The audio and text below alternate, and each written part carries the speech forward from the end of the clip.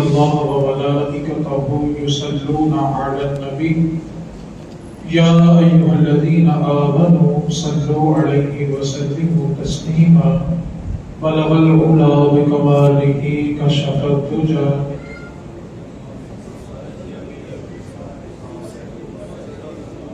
بلغ العلا بكماله كشف الدجى بجماله حسن الجميع بصالحه. اللہ رب العزت نے انسان کو پیدا فرمانے کے ساتھ ہر دور میں انبیاء کو ان کی ہدایت کے لیے مبعوث فرمایا، اور حضور شافع یوم النشور صلی اللہ علیہ وسلم کے بعد علماء حق کی یہ ڈیوٹی تھی اور قیامت تک رہے گی کہ وہ امت کی رہنمائی کرے. نبی پاک صلی اللہ علیہ وسلم کی ایک حدیث پاک ہے کہ قرب قیامت ایک زمانہ ایسا آئے گا کہ اس وقت اللہ تعالیٰ کی زمین پر جو سب سے بدترین اور گندے لوگ ہوں گے وہ علماء ہوں گے. ایک دور ایسا بھی ہے. وہ کریں گے کیا؟ ہم جب قرآن کریم کا مطالعہ کرتے ہیں تو یہودیوں اور عیسائیوں کے اندر ایک عادت یہ تھی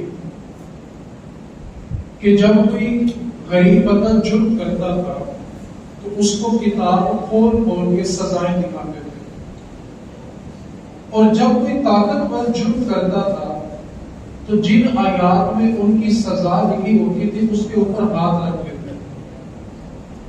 اللہ تعالیٰ نے قرآن کریم میں بار بار اس چیز کا ذکر کیا وَيَكْتُمُونَ الْكِتَابَ، وہ کتاب کو چھپاتے ہیں. اور یہ چیز آج بھی اس امت میں موجود ہے. عوام الناس کے سامنے حق بات کرنے سے ڈر جانا یہ دین کو چھپانے کے برابر ہے. ایک پہلو آپ نے یہ یاد رکھنا ہے. دوسرا پہلو ہمارے ساتھ اور بالخصوص ہماری نسلوں کے ساتھ جو سب سے بڑا ظلم کیا گیا وہ یہ تھا کہ ہمارے اسکولوں میں، کالجوں میں اور یونیورسٹیوں میں جو سلیبس پڑھایا جاتا ہے یہ سلیبس مسلمان تیار نہیں کرتے، یہ سلیبس یہودی تیار کرتے ہیں. اس کی بالکل میں 2-3 چیدہ مثالیں دے کے آگے بڑھ جاتا ہوں. آپ یہ دیکھ لیں کہ مسلمانوں کے بچوں کو قرآن کریم کی وہ آیات نہیں پڑھائی جاتی جس میں اللہ تعالیٰ نے واضح طور پر فرمایا ہے کہ تم نے کفار کے خلاف جہاد کرنا. قرآن کریم کی جتنی آیات میں جہاد کا ذکر ہے ہمارے اسکولوں کے سلیبس سے وہ چیزیں نکال دی گئی. علامہ اقبال کے وہ نظریات جو مسلمانوں کو جوش اور بلبلہ دیتے تھے وہ چیزیں نکال دی گئی. قائد اعظم محمد علی جناح کے وہ خطبات جنہوں نے انسان کے اندر شعور بیدار کیا تھا اور پاکستان بنا تھا وہ خطبے نکال دیے گئے، اور صرف 2-3 خطبوں کو باقی رکھا جیسے خطبہ الہ آباد ہے، قرارداد پاکستان ہے، اور اس کے علاوہ قائد اعظم کے 14 نکاح. یہ چیزیں چھوڑ دی اور وہ سارے خطبات قائد اعظم کے نکال دیے جس نے مسلمانوں کو بیدار کیا. علامہ اقبال کی وہ ساری تقریریں، وہ سارے خطبات سلیبس سے نکال دیے گئے جس کے اندر ایک قوم کے اندر شعور پیدا ہوتا ہے. قرآن کریم کی جتنی آیات مسلمانوں کو بیدار کرتی ہیں، جوش دلاتی ہیں، وہ ساری کی ساری آیات سلیبس سے نکال دی گئی، اور ہمیں صرف وہ رخ دکھایا گیا جو مسلمانوں کا آپس میں ہمدردی والا ہوتا، اور ہمیں سمجھایا گیا کہ جیسے تم نے مسلمانوں سے ہمدردی کرنی ہے اسی طرح تم نے کافروں کے ساتھ بھی ہمدردی کرنی ہے. میں ایک مثال دے کے آگے بڑھنے لگا ہوں. اگر آپ اس مثال کو سمجھ لیں گے تو پوری گفتگو کا خلاصہ آسان رہے گا. ایک ہے ذات رسالت اور ایک ہے شان رسالت۔ نبی پاک صلی اللہ علیہ وسلم نے اپنے جتنے دشمنوں کو معاف کیا ہے نا، وہ حضور کے ذاتی دشمن ہیں، جنہوں نے حضور کی ذات کو اذیت دی۔ اور جو شان رسالت کے مجرم تھے، جب مکہ فتح ہوا، نبی پاک صلی اللہ علیہ وسلم نے فرمایا کہ ان بندوں کو جہاں ملے قتل کرو۔ تو ایک صحابی آئے اور عرض کیا کہ جن بندوں کو آپ نے مارنے کے لیے کہا ہے ان میں سے تو ایک بندہ کعبے کے خلاف اور کعبے کی دیوار کے درمیان چھپا ہوا ہے۔ ایک طرف کعبے کی دیوار ہے، ایک طرف کعبے کا غلاف ہے۔ نبی پاک صلی اللہ علیہ وسلم نے فرمایا اقتلوہ، اس کو وہیں پہ قتل کر دو۔ لیکن ہمیں صرف یہ سمجھایا جا رہا ہے کہ نبی پاک صلی اللہ علیہ وسلم نے تو اپنے دشمنوں کو معاف کیا۔ بھائی وہ ذاتی دشمن تھے، دین کے دشمن کو معاف نہیں کیا۔ اگر دین کے دشمن بھی معاف کیے ہیں تو بدر ہوئی کیوں؟ احد کا میدان کیوں لگا؟ خندق کا میدان کیوں لگا؟ ذات رسالت اور شان رسالت کو سب تھے۔ نبی پاک صلی اللہ علیہ وسلم نے جتنے لوگوں کو معاف کیا ہے ان کا حضور کی ذات پر حملہ ہے، لیکن جب انہوں نے دین پر حملہ کیا تو رسول کریم نے ان سے جنگ کی ہے۔ آج ہمارے ہاں جو سب سے بڑا المیہ ہے، اس جملے کو آپ نے سمجھ لیا، ہم کہتے ہیں، ہم سب کہتے ہیں دیکھیں کہ دین اتنا سخت نہیں ہے، دین میں سختی نہیں ہے، یہ مولوی دین میں سختی بیان کرتے ہیں۔ میں اس لیے یہ جملہ کہنا چاہتا ہوں کہ آپ کو دین میں سختی اس لیے نہیں لگی کیونکہ نہ آپ نے اسکول کے سلیبس میں پڑھا، نہ آپ کو ماں باپ نے پڑھایا، نہ آپ نے کتابوں کا مطالعہ خود کیا، آپ کو دین کا اصل رخ دکھایا نہیں گیا۔ اللہ تعالیٰ کا ایک صفاتی نام ہے الرحمن، اور یہ اللہ کا اتنا بڑا نام ہے کہ خالی رحمان کسی بندے کا نام بھی نہیں رکھا جا سکتا جب تک ساتھ عبد نہ لگ جائے۔ اس کی وجہ یہ ہے کہ سب سے بڑا رحم کرنے والا خود اللہ ہے، اور اس سے بڑا یا اس کے برابر کوئی نہیں ہو سکتا۔ اس لیے کسی بندے کا نام رحمان نہیں ہو سکتا، عبد الرحمان ہو سکتا ہے کہ رحمان کا بندہ ہے، خالی رحمان رکھنا جائز نہیں ہے۔ باقی اللہ کے جتنے صفاتی نام ہیں وہ عبد کے بغیر رکھے جا سکتے ہیں، لیکن رحمان ایک واحد نام ہے جو عبد کے بغیر نہیں رکھا جا سکتا۔ اب سب سے بڑی ذات رحم کرنے والی کس کی ہے؟ انسانوں کے اندر جتنا رحم پایا جاتا ہے کس نے پیدا کیا؟ اللہ تعالیٰ کا قرآن کریم پڑھے، اللہ تعالیٰ کو بتا فدر بر رقاب، جب تم دشمن کے سامنے جاؤ ڈائریکٹ اس کی گردن کو کاٹتا ہے۔ آپ بتائیں نا، جو انسانیت کا درس دیتے ہیں، اللہ تعالیٰ فرما رہا ہے کہ پہلی بات یہ کہ محبوب نے فرمایا کہ تم نے جنگ کی تمنا نہیں کرنی، میدان جنگ سے امن میں رہو، پناہ مانگا کرو کہ اللہ ہماری جنگ نہ ہو، لیکن جب جنگ ہو جائے تو فدر پر نکاح، پھر تم نے دشمن کی ڈائریکٹ گردن کو کاٹنا ہے، اور جب تک اس کا خون نہ بہے اس کو چھوڑنا نہیں ہے۔ اب ہمیں جہاد کا اصل رخ دکھایا نہیں گیا۔ آج ذرا سی بات کریں تو خبروں میں پتہ کیا آتا ہے، یہ جہادی تنظیمیں یہ کام کر رہی ہیں۔ ایک بات تو آپ ہمیشہ کے لیے پلے بات ہے، اسلام دوبارہ جب بھی غالب آئے گا وہ جہاد اور تلوار کے ذریعے آئے گا۔ کوئی کہے جتنے مرضی مذاکرات کر رہے، OIC اقوام متحدہ، آپ مجھے بتائیں اقوام متحدہ کو ہم زیادہ جانتے ہیں کہ علامہ اقبال جو یہاں رہ کر آئے تھے وہ زیادہ جانتے ہیں؟ علامہ اقبال نے اقوام متحدہ کے بارے میں بھلا کیا کہا تھا؟ کہا تھا کہ چند کفن چور تھے، ان کفن چوروں نے مل کر ایک یونین بنا لی ہے، اور اس اقوام متحدہ کا صرف ایک مقصد ہے کہ ایک ایک ملک بانٹ لو اور ایک ایک ملک کر کے ساری دنیا کو تباہ کرو۔ یہ علامہ اقبال کا جملہ ہے۔ آج کوئی مولوی کرے تو پریشانی ہوگی، اقبال کو تو مانو، اقبال کو تو سیکولر لوگ بھی مانتے ہیں۔ اور اسرائیل کے بارے محمد علی جناح رحمۃ اللہ تعالی علیہ آپ نے فرمایا تھا اسرائیل امریکہ کی ناجائز اور حرام کی اولاد ہے۔ مولوی بات کرے تو غصہ آتا ہے، محمد علی جناح تو سارے پاکستانیوں کے ہیں، وہ تو سیکولر لوگوں کے بھی ہیں، لبرل لوگوں کے بھی ہیں، اور اسرائیل کو حرام اور نجائز اولاد کسی مولوی نے نہیں کہا تھا، قائد اعظم محمد علی جناح نے کہا تھا، اور کہا تھا قائد اعظم نے کہ اسرائیل کو ساری دنیا تسلیم کر لے لیکن پاکستان کبھی بھی اسرائیل کو تسلیم نہیں کرے۔ یہ مسلمانوں کی پیٹھ پر ایک چھرا گھونپا گیا ہے۔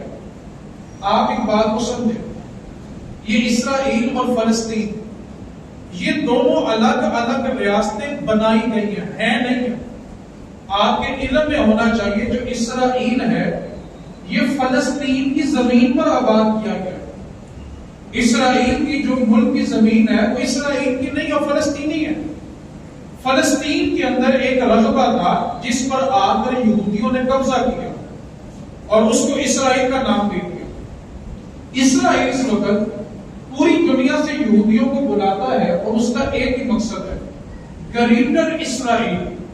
اگر آپ اس جملے کو سمجھیں گے تو آپ کو سمجھ آئے گی کہ آخر یہودی مسلمانوں کی جڑیں کیسے کاٹ رہے ہیں۔ میں کہتا ہوں جتنے اسلامی ممالک کے سربراہان ان سے اتحاد یا مذاکرات کی کوشش کرتے ہیں، ان سے بڑا بے وقوف بھی کوئی نہیں ہے۔ اللہ تعالیٰ نے واضح طور پہ کہہ دیا کہ یہودی اور عیسائی کبھی تمہارے دوست نہیں ہو سکتے۔ اللہ تعالیٰ کے فرمان کو چھوڑ کے جو دعویٰ کریں گے امریکہ ہمارا دوست ہے، اس ملک نے خاک ترقی کرنی ہے۔ اب آپ کو میں حل بھی دوں گا کہ ہم سادہ لوگ کیا کر سکتے ہیں، اس کو بھی آپ نے سمجھنا ہے۔ یہودیوں کا اسرائیل کا اس وقت سب سے بڑا جو مقصد ہے وہ گریٹر اسرائیل ہے۔ یہ ایک انہوں نے نعرہ لگایا گریٹر اسرائیل۔ وہ یہ کہتے ہیں کہ ہم فلسطین سے دنیا کو فتح کرنا شروع کریں گے اور ہمارا جو آخری ملک ہوگا، آخری شہر ہوگا وہ مدینہ المنورہ ہوگا، اور ہم مدینے کو تباہ کر کے وہاں پر دوبارہ یہودیوں کی حکومت قائم کریں گے۔ اس کی وجہ یہ ہے نبی پاک صلی اللہ علیہ وسلم جب ہجرت کر کے مدینہ المنورہ پہنچے تھے تو اس وقت یہودیوں کے 3 بڑے قبیلے مدینے میں آباد تھے، یثرب میں آباد تھے۔ نبی پاک صلی اللہ علیہ وسلم نے ان سے معاہدہ کیا جس کو میثاق مدینہ کہا جاتا ہے۔ حضور نے معاہدہ یہ دیا تھا کہ ہم آپس میں جنگ نہیں کریں گے، لیکن اگر کوئی مدینے پہ حملہ کرے گا تو ہم مل کر اس کا مقابلہ ضرور کریں گے۔ یہ یہودیوں کے ساتھ معاہدہ طے پایا، ایک ساتھ کر کے تینوں قبیلوں نے معاہدہ توڑ دیا اور حضور نے تینوں قبیلوں کو مدینے سے نکال دیا۔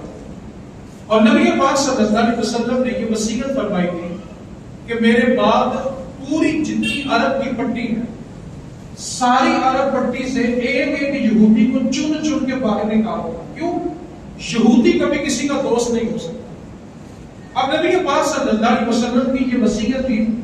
نبی پاک صلی اللہ علیہ وسلم کے بعد خلیفۃ المسلمین علی منہاج النبوہ جناب صدیق اکبر بنے۔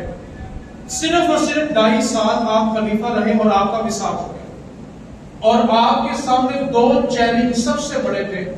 جب جناب صدیق اکبر خلیفہ بنے تو ایک قوم نے زکوٰۃ کا انکار کر دیا، آپ نے ان کے خلاف جنگ کی، اور دوسرا بڑا چیلنج صدیق اکبر کے سامنے ختم نبوت کے منکر تھے۔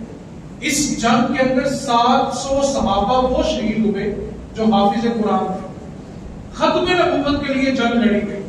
آج مسلمان کہتے ہیں کہ کیا فرق پڑتا ہے، 700 صحابہ جو حافظ قرآن ہیں وہ اس جنگ میں شہید ہوئے۔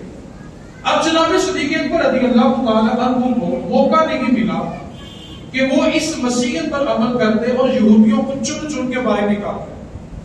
اس کے بعد زمانہ آتا ہے جناب عمر فاروق رضی اللہ تعالیٰ عنہ کا۔ جناب عمر فاروق رضی اللہ تعالیٰ عنہ نے نبی پاک صلی اللہ علیہ وسلم کی اس وصیت پر عمل کیا، اور جتنی عرب کی پٹی تھی چن چن کے سارے یہودیوں کو عرب سے باہر نکال دیا، اور جتنا عرب تھا یہ سارے کا سارا یہودیوں سے پاک ہو گیا۔ اب یہودیوں کو اس بات کا غصہ آج بھی ہے، اور گریٹر اسرائیل کا جو نعرہ لگایا گیا، اس کو گریٹر بھی پڑھتے ہیں، وہ نعرہ ہی اس لیے لگایا گیا کہ جس خطے سے ہمیں نکالا گیا ہے، جب تک ہم اپنا جھنڈا وہاں جا کے دوبارہ گاڑ نہیں دیتے ہم سکون سے نہیں بیٹھیں گے۔ اور اسی مقصد کے لیے وہ بار بار بیت المقدس پہ حملہ کرتے ہیں۔ اب یہودی بیت المقدس پہ حملہ اس لیے کرتے ہیں کہ 17 ہجری کے اندر نبی پاک صلی اللہ علیہ وسلم کے وصال کے 6 سال بعد جناب فاروق اعظم رضی اللہ تعالیٰ عنہ کے زمانے میں پہلی مرتبہ بیت المقدس کو فتح کیا گیا، اور جب وہاں پر حضرت ابو عبیدہ بن جراح رضی اللہ تعالیٰ عنہ چیف آف آرمی اسٹاف تھے اس وقت، اللہ ایسا کر دے کہ اللہ ان کے نقش قدم پہ چلنے والا ہمیں بھی چیف آرمی دے دے، اللہ ہمیں ایسا سپہ سالار دے جس کو اپنے ملک سے پیار بھی ہو، اللہ جج بھی ایسے دے جس کو اپنے ملک سے پیار ہو۔ چلو اس پہ تو آمین کہہ دو، خیر ہے، اب بول رہے ہیں تو پریشان آپ ہو رہے ہیں، مہربانی کر بولا کرے، پریشان نہ ہونا کرے۔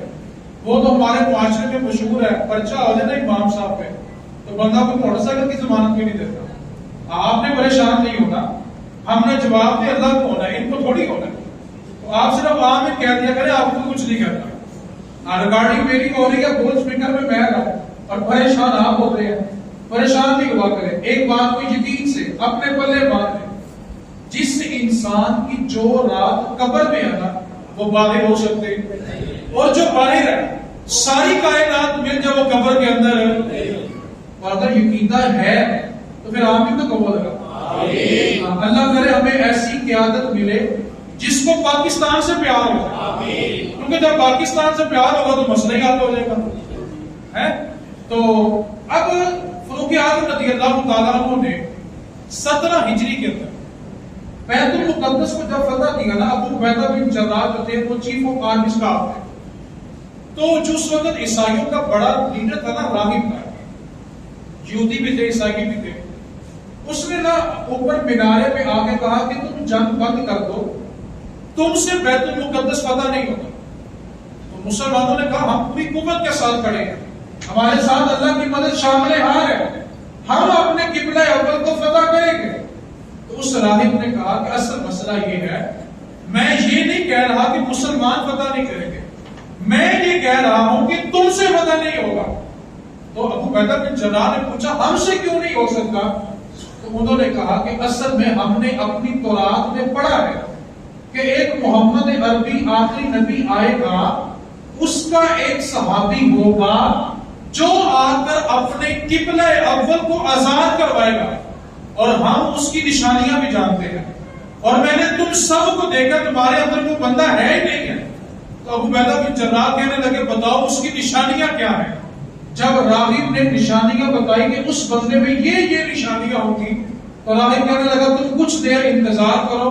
ابو عبیدہ بن جراح نے خط لکھا اور ایک بندے کو تیزی کے ساتھ مدینے بھیجا اور کہا کہ جا کر عمر فاروق سے کہہ دو کہ آئیں اور بیت المقدس کو فتح کریں، کیونکہ راہب کہتے ہیں کہ اللہ نے جس کے ہاتھ پر بیت المقدس کی فتح رکھی ہے وہ اور کوئی نہیں، عمر بن خطاب کی ذات ہے۔ جناب ابن فاروق چلے، مدینے سے چلے، ایک سواری ایک غلام دیا، ایک سواری پر ایک غلام۔ توجہ سے سنیں، آپ نے یہ طے کیا کہ اتنا سفر میں سواری میں کروں گا، اتنا سفر تم سواری میں کرو۔ اس نے کہا حضور میں تو غلام ہوں، خادم ہوں۔ تو جناب عمر فاروق نے فرمایا کہ ہمیں نبی پاک نے برابری تو سکھائی ہے، دوسرے کا حق بھی تو سکھایا ہے، آگے تو جی میں بڑا ہوں تو میری مانی جائے۔ ہو سکتا ہے بعض اوقات چھوٹا آپ کو اچھا مشورہ دے رہا ہوں۔ اب جناب عمر فاروق نے سواری لی، اونٹنی لی، غلام لیا اور مدینے سے چل پڑے۔ اور طے کیا کہ اتنا سفر میں سواری کو کروں گا اور تم اس کی نکیل پکڑو گے، پھر غلام سواری پہ بیٹھے گا اور آقا اس کی نکیل پکڑے گا۔ سفر طے ہوتا گیا۔ جب سامنے بیت المقدس آئی تو باری غلام کی سوار ہونے کی آگے۔ غلام کہنے لگا حضور اب تو دشمن سامنے ہے، اب آپ سوار ہو جائیں۔ فرمایا کہ نہیں، عمر کسی کا حق نہیں مار سکتا۔ تو جب غلام کو سوار کیا تو ایک شاعر نے کہا دیکھو کتنی شان سے مسلمانوں کا امام آ رہا ہے، کتنی شان سے مسلمانوں کا امام آ رہا ہے، خود پیدل ہے، سواری پہ غلام آ رہا ہے۔ نکیل پکڑی تو راہب نے کہا یہ وہ آخری نشانی تھی کہ جب وہ آئے گا تو اس کا غلام سواری پہ ہوگا، خود پیدل آ رہا ہوگا۔ اب جناب عمر فاروق نے اس کو فتح کر دیا۔ یہاں پر ایک جملہ آپ سے توجہ طلب ہے، سمجھانا چاہتا ہوں، جو بالخصوص میرے بچے ہیں، نوجوان ہیں، جوانی کی طرف بڑھ رہے ہیں۔ جن کا انٹرنیٹ پر زیادہ استعمال ہے وہ میری بات پر تھوڑی سی توجہ دیں. آپ بھی گوگل پہ جا کے لکھیں مسجد اقصی تو آپ کو نا ایک گولڈن رنگ کا گنبد نظر آئے گا. مسجد اقصی کا کیا نظر آئے گا؟ کسی نے سرچ کر کے دیکھا جی؟ تصویریں دیکھی ہیں کیسی آتی ہے جی؟ وہ مسجد اقصی نہیں ہے.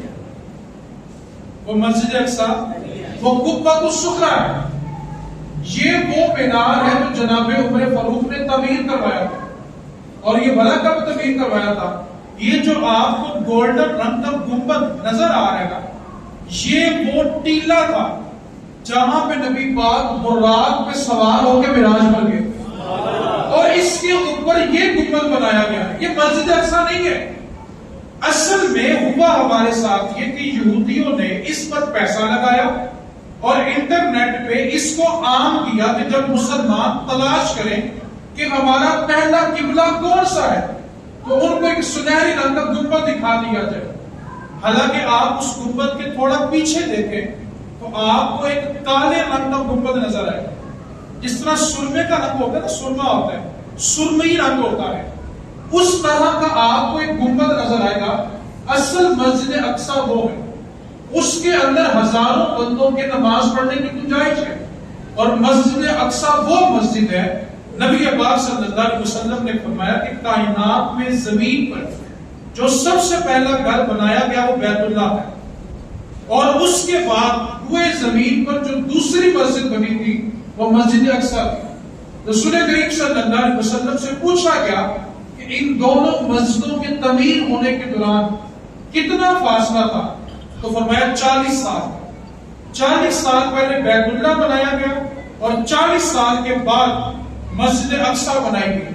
اور مسجد اقصی وہ دنیا کی تیسری بڑی مسجد ہے جس کی فضیلت قرآن کریم میں احادیث میں آئی ہے کہ خانہ کعبہ مسجد نبوی کے بعد سب سے زیادہ فضیلت مسجد اقصی میں نماز پڑھنے کی ہے. اور میرے نبی پاک صلی اللہ علیہ وسلم نے فرمایا جس بندے نے مسجد اقصی سے احرام باندھا اور آ کر بیت اللہ کا طواف کیا، اللہ اس کے ماضی کے سارے گناہ ہی معاف فرما دیتا ہے. اور سلیمان علیہ السلام نے جب مسجد اقصی کو تعمیر کیا تھا نا، یہ جو مسجد اقصی کی تعمیر ہے جو آج ہم دیکھتے ہیں، یہ اللہ کے نبی سلیمان علیہ السلام نے کی تھی اور جنات سے کروائی.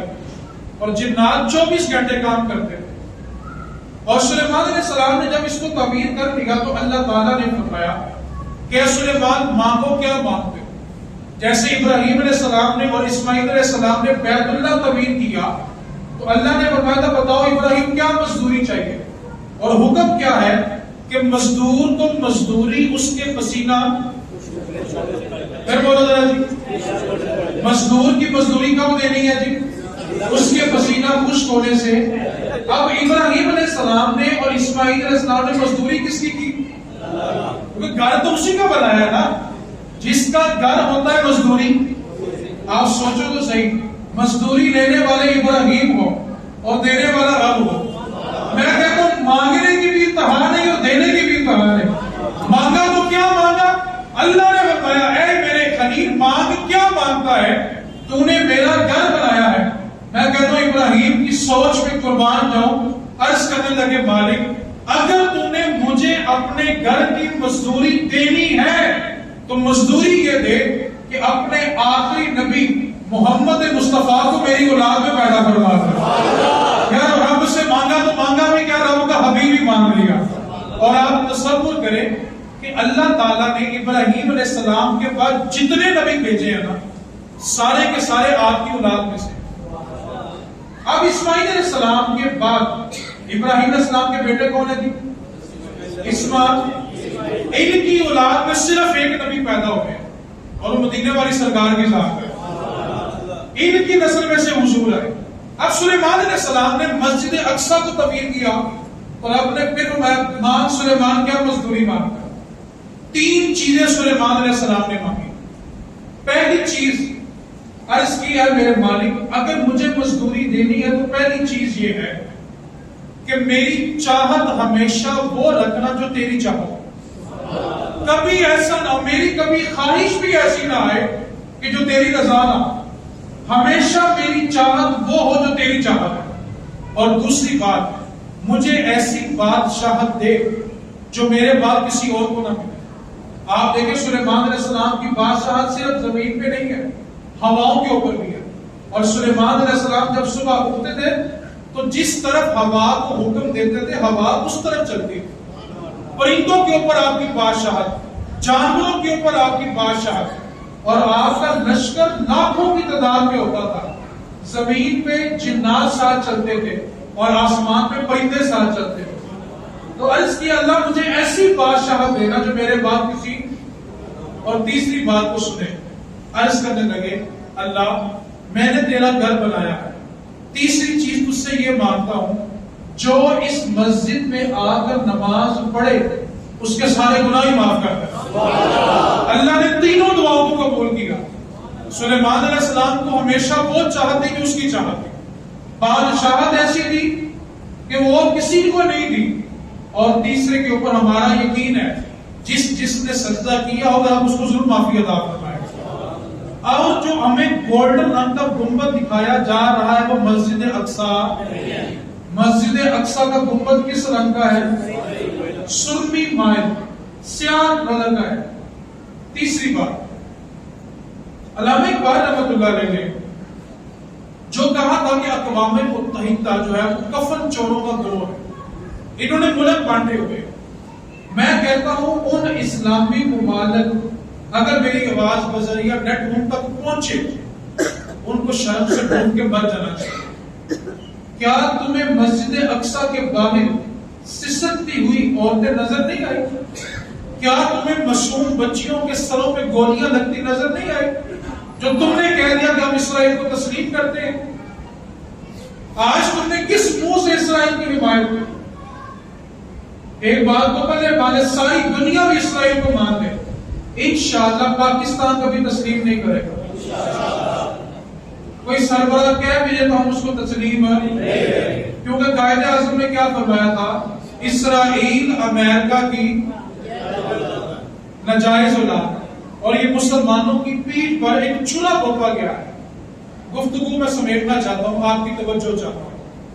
اصل میں ہم لوگ کہتے ہیں کہ جی ہمارے سربراہ بولتے کیوں نہیں، یہ جواب کیوں نہیں دیتے؟ ایک بادشاہ تھا، اس کو وزیروں نے کہا کہ اس وقت سارا گاؤں تیرے خلاف ہو گیا، اور ان کے جو علماء ہیں نا وہ تیرے بڑے سخت خلاف ہو گئے، اور ان قریب تیری بادشاہت ختم ہونے والی ہے۔ اب بادشاہ نے جب یہ بات سنی تو اس نے کہا پریشان ہونے کی ضرورت نہیں۔ وزیروں نے کہا مجھے پھر کہہ رہے ہیں اس وقت ساری قوم تیرے خلاف ہے اور کسی وقت بھی تیری بادشاہ چلی جائے، اور علماء تیرے خلاف بڑے سخت فتوے دے رہے ہیں۔ اس نے کہا پریشانی کی بات ہی نہیں ہے۔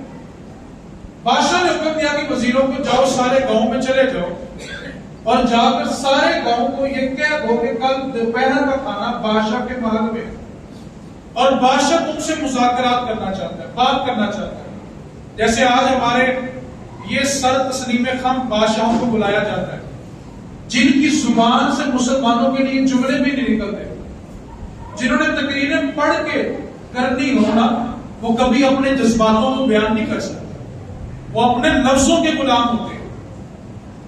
بادشاہ نے کہا کل دوپہر کا کھانا محل میں ہوگا اور بادشاہ جو ہے وہ ساری عوام کے ساتھ مذاکرات کرے گا۔ سارا گاؤں جمع ہو گیا، بادشاہ نے بڑا دسترخوان لگایا اور عالی شان کھانے کو ان کے علماء کو بھی کھلائے، عوام کو بھی کھلائے۔ جب سب نے پیٹ بھر کے کھانا کھا لیا تو بادشاہ نے کہا جاؤ کوئی مذاکرات نہیں کرو۔ عوام نے کہا یہ کیا بات ہے؟ تو وزیر کہنے لگے بادشاہ پہلے تیرے خلاف ہے، تو نے ایک اور قدم اٹھا لیا، یہ تو اور تیرے خلاف ہو جائیں گے۔ تو بادشاہ نے جو ایک جملہ بولا تھا نا وہ ہماری پارلیمنٹ میں پورا فٹ ہوتا ہے۔ بادشاہ نے کہا آج کے بعد یہ میرے خلاف نہیں بولیں گے۔ وزیروں نے کہا وہ کیسے؟ تو کہنے لگے بادشاہ نے کہا کہ اصل میں نے جو ان کو کھانا کھلایا ہے وہ کمائی بھی حرام کی تھی اور گوشت بھی حرام کا تھا، اور جو حرام کھانے والے ہوتے ہیں وہ کبھی سر اٹھا کے بولا نہیں کرتے، جن کے پیٹ میں حرام کے لقمے ہوتے ہیں وہ کبھی سر نہیں اٹھایا کرتے۔ جب یہ باہر جاتے ہیں وہ اپنی گاڑیاں بھی دیتے ہیں، اپنا پروٹوکول بھی دیتے ہیں، اپنی عورتیں بھی دیتے ہیں، ہر چیز ان کو دیتے ہیں، اور کھانے ان کو حرام کے کھلاتے ہیں۔ انہوں نے کہاں سر اٹھانا ہے؟ حالانکہ جب غزوہ بدر ہوا تو ابو جہل نے عمیر کو بھیجا، جا کر معلوم کرو مسلمانوں کے حالات کیا ہیں۔ عمیر نے آ کے جاسوسی کی اور جا کر لگا ابو جہل صرف اتنے لوگ ہیں کہ 3 اونٹ کھا سکتے ہیں، معمولی سی تعداد ہے۔ ابو جہل اٹھا، فخر کرنے لگا، سارے مکے کے سردار جمع کیے اور کہنے لگا کہ ہمیں جنگ کرنے کی ضرورت نہیں ہے، تم رسیاں اکٹھی کرو، ہم نے سارے مسلمان اونٹوں کی پشتوں پہ باندھنے ہیں اور صبح ان کو مکے لے کے جائیں گے اور مکے کے شہر میں جا کر ان کو بتائیں گے کہ تم نے جو نیا دین اپنا لیا ہے اس کا مزہ کیا ہے، ہم نے ان کو مارنا نہیں تو رسیوں سے باندھ کے لے کے جائیں گے۔ جب ابو جہل نے اتنی سخت تقریر کی نہ تو عمیر کھڑا ہو گیا، اور عمیر کہنے لگا ابو جہل اور مکے کے سارے سرداروں کسی گمان میں نہ رہنا، اگر تم اپنی بقا اور اپنی سلامتی چاہتے ہو تو میرا مشورہ یہ ہے کہ راتوں رات بدر کا میدان چھوڑ کے مکے چلے جاؤ، صبح مسلمانوں سے جنگ نہ کرنا۔ مکے کے سردار کہنے لگے ایک معمولی سے تعداد ہے، ہم 900 950 کے قریب ہیں، ان سے لڑنا کون سا مشکل ہے، نہ ان کے پاس جنگی ہتھیار ہیں نہ ان کے پاس کھانا ہے، تعداد میں بھی وہ کم ہیں، تو ڈرنے کی ضرورت ہی کیا ہے۔ عمیر کہنے لگا اصل مسئلہ یہ ہے کہ جو حالات میں دیکھ کر آیا ہوں نا وہ تم نے نہیں دیکھے، اصل بات یہ ہے کہ ان میں سے ہر بندہ گھر سے مرنے کے لیے نکلا، ہر بندہ آیا ہی اس لیے ہے کہ میں نے شہید ہونا ہے، وہ تو جینے کے لیے آئے نہیں ہے۔ اور ایک بات کو یاد رکھیں، کوئی کہے کہ جہاد سے کیا ہوتا ہے، آپ پوری انسانیت کی تاریخ پڑھ کے دیکھیں، جب بھی کوئی ملک کوئی علاقہ فتح ہوا ہے تو تلوار کے سر پہ ہوا ہے، جہاد سے فتح ہوا ہے۔ مسلمانوں نے 2 بڑی سپر پاور کیسر اور کسرا، اگر ان کو زیر کیا ہے تو تلوار کے سر پہ کیا ہے۔ نبی پاک نے مکے کو فتح کیا تو تلوار کے سر پہ کیا ہے۔ اور کہاں جانا ہے کہ پاکستان تم نے کیسے بنایا، کیا تم نے قربانی نہیں دی؟ آج ہماری نسلوں کو بزدل بنایا جا رہا ہے۔ جناب صدیق اکبر رضی اللہ تعالیٰ عنہ نے فرمایا تھا جو قوم جہاد کرنا چھوڑ دیتی ہے اللہ اس قوم کو جیتے جی ذلیل و رسوا کر دیتا ہے۔ آج جتنے اسلامی ممالک نے جہاد چھوڑا وہ ذلیل و رسوا ہو گئے۔ آپ لوگ اپنے ذہنوں سے یہ نکال دیں کہ عرب کبھی بھی اسرائیل کے خلاف بولے گا، عرب کے اندر اتنی طاقت نہیں ہے، اس کے گھٹنوں میں اتنا پانی نہیں ہے، کیونکہ پہلے بھی جب بیت المقدس چھینا گیا تھا تو عربوں سے چھینا گیا تھا، اس کے بعد سلطان صلاح الدین ایوبی جو کرد خون تھا وہ عربی نہیں تھا، وہ عجمی تھا، اس نے جا کے دوبارہ بیت المقدس کو فتح کیا تھا۔ عرب کبھی بھی اسرائیل کے خلاف کھڑا نہیں ہوگا۔ اس کی وجہ یہ ہے کہ عرب کے بچوں کو جو دودھ پلانے والی عورتیں ہیں وہ اسرائیل کی عورتیں ہیں، وہ ہندو ہیں، وہ سکنیا عورتیں ہیں، اور جو مائیں دودھ پلاتی ہیں اس کا اثر اولاد میں نظر آتا ہے۔ آپ کے لیے میرے لیے کیا پیغام ہے؟ ایک ہی پیغام ہے، اپنی نسلوں کو یہ بتائیں کہ اللہ تعالیٰ نے جب بھی ہمیں فتح دینی ہے وہ جہاد سے دینی ہے، مذاکرات سے کبھی کچھ نہیں ہوگا۔ میری بات کرنے یقین جا کے اپنے گھروں میں انٹرنیٹ کھولیں، آج کل ہر کتاب مل جاتی ہے، جا کر پڑھیں، اور یہ ضرور پڑھنا کہ قرب قیامت جب پوری دنیا میں اسلام پھیلنا ہے تو کیسے پھیلنا ہے۔ نبی پاک نے کہا خراسان میں 3 ملک آتے ہیں، ایران، افغانستان اور پاکستان، ان تینوں ملکوں سے لشکر اٹھیں گے جو جا کر امام مہدی کے لشکر میں شامل ہوں گے، اور امام مہدی کالا جھنڈا لے کر نکلیں گے اور پوری دنیا کے اندر اس وقت صرف اور صرف اسلام کا جھنڈا لہرائے گا، اور پھر عیسیٰ علیہ السلام کا نزول ہوگا جو امام مہدی کی آ کر اور مدد کریں گے۔ اور ایک بات کو یاد رکھیں، یہ خراسان کا کچھ حصہ جو مالا کنڈ ہے، اس کو بالا کنڈ بھی کہا جاتا ہے، یہ مالا کنڈ جو پاکستان میں یہ خراسان کا علاقہ تھا، اور نبی پاک صلی اللہ علیہ وسلم نے خراسان کے بارے بشارت دی ہے یہاں سے ایک لشکر اٹھے گا، اور وہ 2 ہی ملک ہیں، ایک افغانستان ہے اور ایک پاکستان ہے۔ یہ 2 ملک ایسے ہیں جو قرب قیامت ایسا لشکر نکالیں گے۔ آج جو حماس فلسطینی گروہ ہے جس نے اسرائیل کے ساتھ ٹکر لی ہے، کیا حماس فلسطین کی حکومت کا نام ہے؟ نہیں، وہ ان کی ایک مذہبی جماعت کا نام ہے جس کی بنیاد 1987 میں رکھی گئی ہے. آج سے صرف 36 سال پہلے حافظ احمد یاسین اس کا بانی تھا جس کو 2004 میں اسرائیل نے شہید کیا. حکومت نے ٹکر نہیں لی. جب بھی ٹکر لیں گے میرے نبی کا نعرہ لگانے والے نہیں. یہ بات پہلے باندھ دیں. ایک بات کو یاد رکھیں, ہمیں نا ڈر لگا وہ جہاد ہوگا, کاٹے جائیں گے, مارے جائیں گے. ڈرنا اس کو چاہیے جس کو مرنا نہیں ہے. اگر تو موت اس کے بغیر بھی ہے تو پھر اللہ کے نام پہ مرنا زیادہ بہتر ہے. میں نے کورونا کے دنوں میں ایک جگہ پہ کہا تھا کہ لوگ اللہ سے نہیں ڈرتے, مرنے سے ڈرتے ہیں. حالانکہ ڈرنا کس سے چاہیے؟ کیونکہ لوگ کورونا سے پہلے بھی مرے ہیں کورونا کے, تو ڈرنا کس سے ہے؟ تو اللہ تعالیٰ ہمارا فدر بر رقاب, جب دشمن سامنے آ جائے تو اس کی گردن پہ وار کرے. آج ہماری نسلیں اور ہمارے بڑے بڑے بچے نے دیکھ رہے بیچارے معصوم ہو گئے. یہ کب کبھی تاریخ ہوئی, مطلب جہاد کی باتیں ہو رہی ہیں, کوئی جہادی تنظیم تو نہیں آ گئی. بیٹا قرآن پڑھ رہا. اسلام کو مسلمانوں کو جب بھی غلبہ ملے گا کیسے ملے گا؟ اب تھوڑا آسان لوگ کی نظر نہ لگ جائے آپ. کس سے ملے گا جی؟ اور جب بھی سینہ تان کے چلیں گے محمد عربی کے غلام ہی چلیں گے.